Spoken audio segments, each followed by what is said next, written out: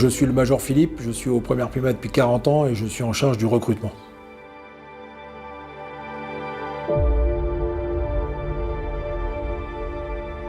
J'ai choisi de rejoindre le Première Prima après avoir beaucoup hésité.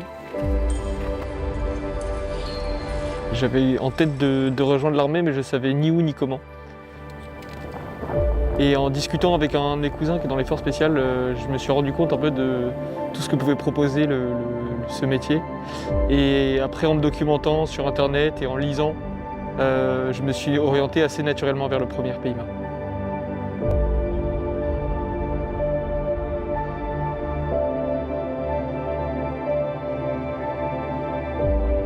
Pour le recrutement, j'ai eu un parcours assez classique. Je suis allé toquer à la porte d'un CIRFA, dans lequel j'ai demandé à intégrer le Première PIMA. Donc j'ai d'abord dû faire les CSO, qui sont les tests de base pour tous les militaires français.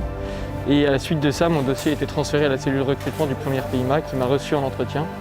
À la suite de cet entretien, j'ai été pris pour la préparation militaire parachutiste des forces spéciales, qui est la sélection pour le Première PIMA. Et j'ai réussi à avoir le classement pour pouvoir intégrer la formation initiale du programme.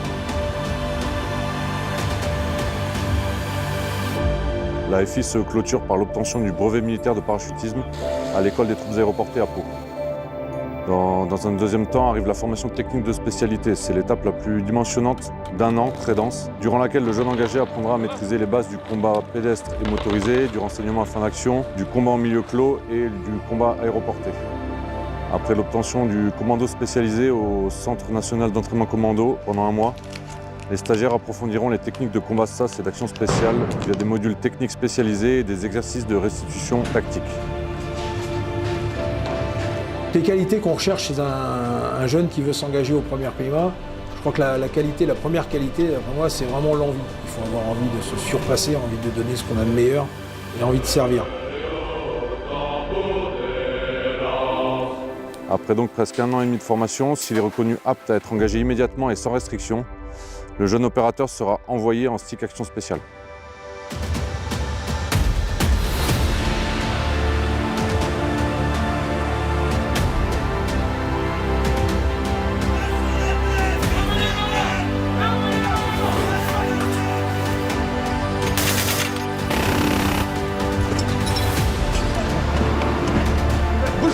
Alors le conseil que moi je donnerais à un jeune, c'est d'être préparé tant physiquement que moralement.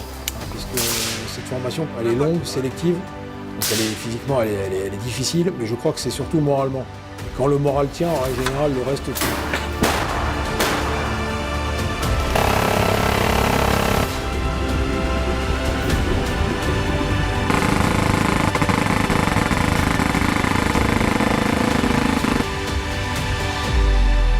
Ce à quoi j'aspire en entrant au Première PIMA et dans les forces spéciales, c'est vraiment me connaître mieux, connaître mes limites et pouvoir les repousser sans cesse.